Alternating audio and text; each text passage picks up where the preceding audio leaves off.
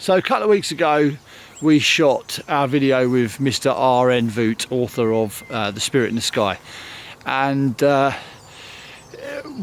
don't think that we did it justice in the intro. I needed to add a bit more narrative to the video because it's quite interesting how the universe throws up synchronicities, synchronicities, so that this community can come together, and it is quite something. So Rick, how did we meet Rick? We were introduced to Rick by Dick Kahn, author of DMT and My Occult Mind, another great guy. Going to do a video with him as well. But he asked us if we'd heard of Rick and heard of his theories, or read his book, etc. We hadn't at the time.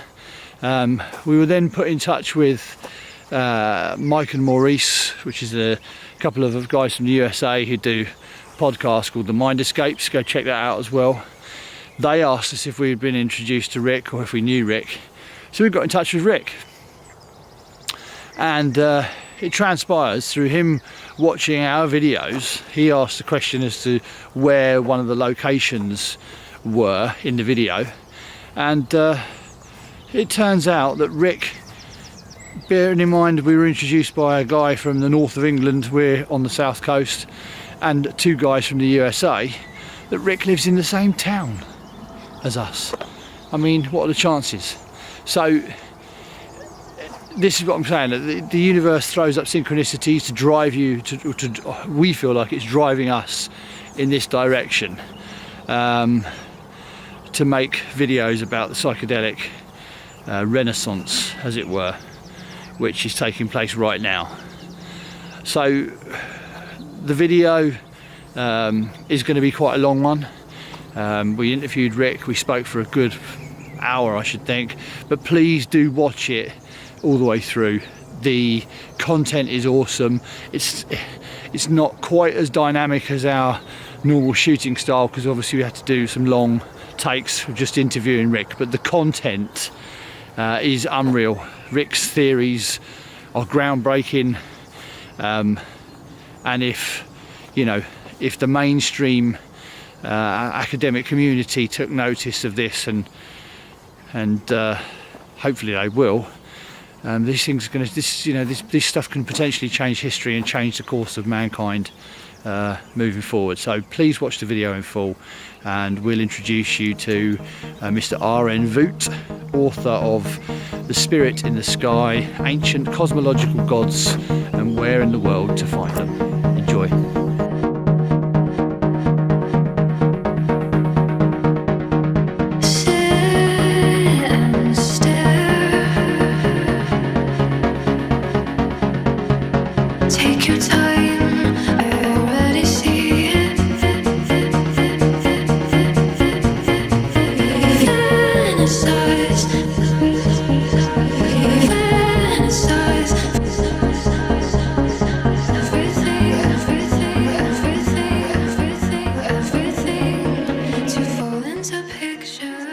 So I've read the book, loved what you were saying in there, found all the stuff which we'll get into in a minute, but I suppose one of my main questions is, what is it that brought you this stuff to your attention, and where does it come from, and what made you want to write the book?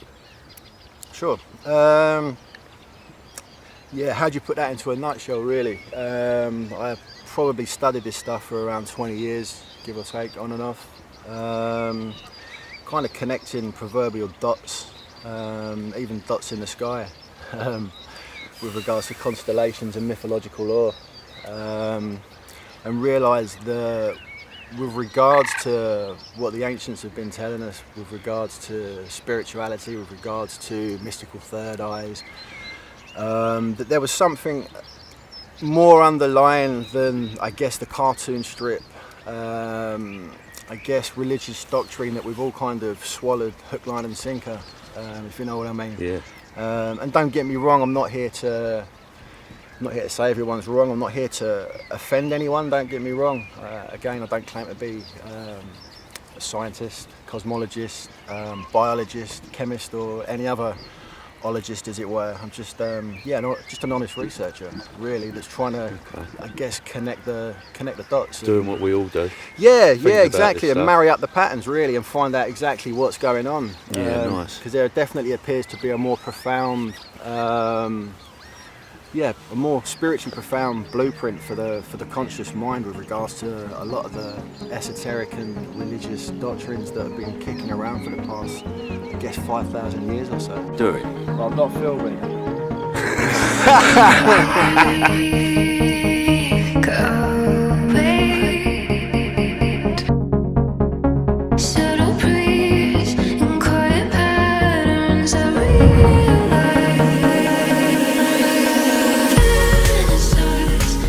What I've read and what I know about the people who watch our channel, or just to summarise, we're about psychedelics, and they may or may not know about the ancient history, the stuff that people have identified within the pyramids, for one example. So really, there's information hidden in there which you identify in the book. So maybe some sort of understanding from your perspective of what these pyramids, or what people are saying about the pyramids, and then the other ancient structures and how they kind of link. Sure. Okay, so pyramid, or pyramidas, is an ancient Greek word. There's no real defined line or avenue to go down for what the ancient Egyptians would call a pyramid. It's kind of an unknown quantity per se, which doesn't really fit the paradigm of Egyptology, because Egyptology quite specifically states that the Great Pyramid was constructed around 2500 BC, which again doesn't make a lot of sense because of the technological prowess and engineering, and the geometry and everything's basically built into them. It makes sense in today's 21st century, the modern world. But back then, considering these guys supposedly achieved this feat with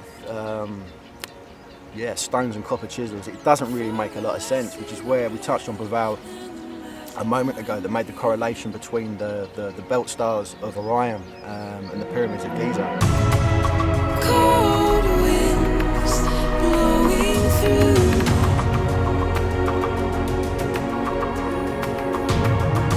Don't you reach out for me, 'cause I'm And there's lots of YouTube stuff you can watch about the pyramids, where they talk about the mathematical length, height, width, all that stuff around the pyramid will describe, I've heard, from the circumference of the globe to even you've got the golden ratio in there, you've got pi that can be found within that structure, and even someone even on one of these YouTube channels said that when you do some sort of measurement, you can actually work out that it's talking about what the speed of light is. Sure. So there's lots of stuff that's hidden in that. Sure. Those structures. Now, ancient Egypt, the ancient Egyptians mapped the world as they knew it, apparently. The Great Pyramid actually dictates a hemispheric model of half of the globe as we understand it today, by a ratio of 43,200 to 1, which at first sounds like a rather arbitrary number, coincidental or whatever, but why would it be coincidence, and why could it be deemed arbitrary? 43,200 is significant and profound for a number of reasons. Should you look at the ancient Egyptian calendar, or any ancient calendar, which was actually divided, unlike today, which is 365 days a year, they actually went on a 360 day calendar year, which was divided into 12 months, each month containing 43,200 minutes, and each day within said month, half of a day equates to 43,200 seconds of daylight, of half a day, which again compares to the scale model of 43,200 to 1, being a hemispherical model of half of the Earth again. So coincidence, maybe, arbitrary, maybe. I'd say maybe not, because again, it's a lot of people say it's woo, it's hearsay, it's coincidence. You can call it what you like, but the Grand Gallery latitude coordinates actually marry up with the speed of light in a vacuum, the distance travelled in meters per second, which is incredibly ironic, incredibly coincidental, but it's hugely significant.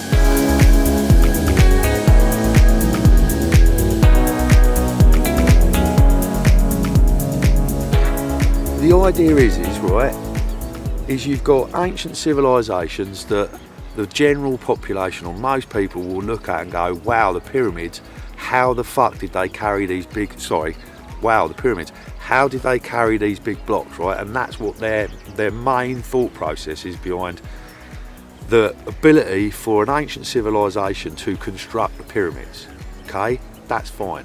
Even in that, we've got something where even today, with the technology we've got, the ability to move stuff and the large plant machinery we've got, we would still struggle to do what they've done in exactly that way. That's one thing. And then you've got the likes of Hancock and Graham Hancock. These people are telling us that there's other stuff hidden within the structure. That's fine. What I'm trying to put across is whatever those theories are, the fact that they can move the blocks, or the fact that they may or may not have known the speed of light, the size of the globe, and it's all hidden mathematically, it's still an amazing thing. So they must have had some sort of knowledge that we aren't aware of today, to be able to, if it's there and it's not just a coincidence, and it's not just at the pyramids, you've got the other places where big blocks were moved and nobody knows how they don't do it or cut it. That technology they had is profound, because they actually had some knowledge that we don't know anymore. We've lost that knowledge, and there's no way you can argue that they had that ability, because the stuff is there. That's my take on the ancient civilizations. We look at them as if they were just, like you just said, copper tooled wielding labourers with the use of a couple of guys who had a bit of knowledge to do this stuff, when actually it can't just be that in my mind. There must be something else behind it, and you touch on it in the book. It's highlighted through what you've written, the facts, and I suppose what you're trying to do is correlate this whole stuff about that they had this knowledge. There's a knowledge there that we've lost. There's definitely a higher science there, there's no doubt about that whatsoever. With regards to their engineering, we don't even come close today. Not not close at all, to be fair. It's quite mind-boggling, the structure itself. I talk about a lot of it in the book, but not to distract too much. A society that is able to construct such amazing engineering has to be technologically evolved to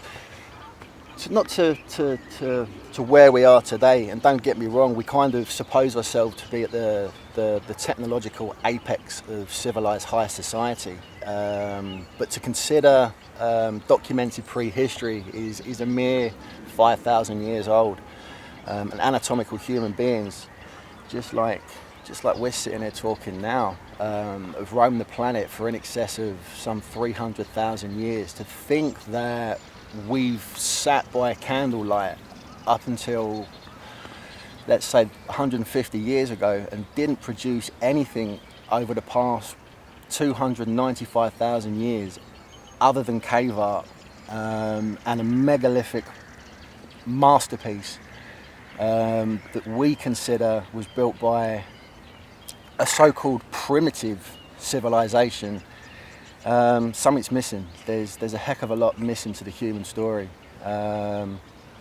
which is what I touch about in the book as well, with regards to Hancock's lost civilization.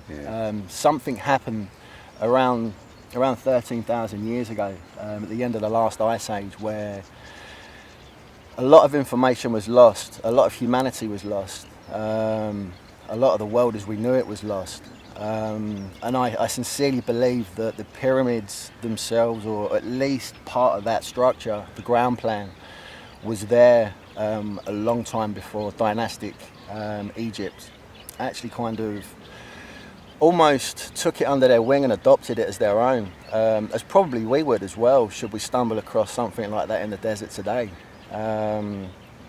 But what does it mean? What does pyramidas mean? The etymology of it's a Latin word, Greek word, that basically you chop that up into pyra, fire, midas, middle, fire in the middle, which is essentially kind of what we've got going on with our own brains. We've got a fire in the middle, there's a light in our proverbial third eye. And the internal structures of the pyramid, to a certain extent, would appear to almost be dictating or drawing a theoretical blueprint of the brain, the pineal gland, and the pituitary gland, being the king's chamber and the queen's chamber, respectively. The king's chamber, or the pineal gland, is considered as the master gland, hence the king's chamber, and the pituitary gland marries up quite remarkably as well in the endocrine system of the brain with regards to the queen's chamber. And it's also talked about with regards to being the queen gland as well, so there's a lot going on there. Which one's that? The pituitary. So the pineal gland does what? The pineal gland? Yeah. The pineal gland is... there's a lot of woo attached to it. Nobody kind of really knows. There's a lot of hearsay. There's a lot of mythology surrounding the mythological third eye. But there's something profound with regards to our ancient ancestry. No matter how far and wide you go globally, connected or unconnected, every religion holds reverence to this mythological, symbolic third eye, or the pineal gland, that resides within inside us. But yeah, so the pineal gland creates hormones. Is it serotonin and, or is it melatonin? Serotonin during the day, Yeah. which basically dictates the feeling of well-being, and excuse me, during the nighttime hours, it secretes melatonin, which ironically is a skin lightener as well. They talk about the proverbial third eye in the Bible, saying that when your eye be single, your body will be full of light. And when we're in deep REM state, dreaming, that's where we actually witness our dreams to a certain extent. That is the fire in the middle. That is that is light being secreted throughout the body when your eyes are closed, when your eye is single. Right, so from the release of a hormone from your pineal gland. And when I read the book, I then went on because in my mind, I'd seen pictures of the third eye, the Egyptian stuff, and how it relates to this bit in the brain, that when you cut the brain down the middle and you look at it, you've got this almost the eye of Horus, haven't you? Yep. What I didn't realise was, and it was from your book where you described the pineal gland being a small cone-shaped, like a pine cone. Yep. Pine eel, which is like some sort of similarity. What I didn't know was, I thought the pineal gland was that whole third eye thing, but it ain't, is it? It's a tiny little gland at the back, or like down on one part of it. So I didn't realise that. And there's links like in Göbekli Tepe, or the Sumerian stuff, where they're holding up a small like pine cone shaped thing, which is massive in comparison to what the brain actually has in it. Sure. But it's a strange similarity, and why are they depicting there's the bag in there, which is Hancock always talks about, and the pineal gland, and those are represented through lots of ancient art, I suppose, isn't it? That stuff. And then the pituitary gland is another tiny little gland, a bit down to the right or whatever, isn't it? Yep. And they each have a different job. So we're talking about a gland in the brain that secretes hormone, and that hormone is what enables us to perceive the day and then dream through the night, or relax enough to go into REM and dream through the night. Yeah. That's what they're doing. Yeah. And at the same time, it was Rick Strassman's hypothesis from his documentary and his book, The Spirit Molecule, Yeah. which decidedly dictates that it also secretes N,N-dimethyltryptamine, DMT, Yeah. during certain moments in one's life, birth and near-death experiences alike. And it's discussed in terms of being, I guess, the gateway to one soul, or an immaterial realm that we are not capable of seeing the real reality of what's around us in everyday life, which is what the ancients were, or ancient Egyptians, I believe, were talking about with regards to Osiris and the realm of the Duat. Excuse me. But yeah, the third eye itself and the correlations that go along with Osiris are quite staggering. Osiris himself, I mean, if we literally break the etymology of the word Osiris down, OS has got a plethora of meanings. One meaning is God, another meaning is opening. In today's technical digital age, it also means operating system. And Iris, I think, is kind of self-explanatory. The eye. The eye, indeed. And to a certain extent, when I was writing this and researching all these mythological allegories with regards to the pineal gland and Osiris, yeah, I don't really like the terminology of divine intervention or a divine moment of inspiration, but we liken that today with a terminology called an epiphany. And rather ironically, or coincidentally again, the scientific word or name for the pineal gland is epiphysis cerebri.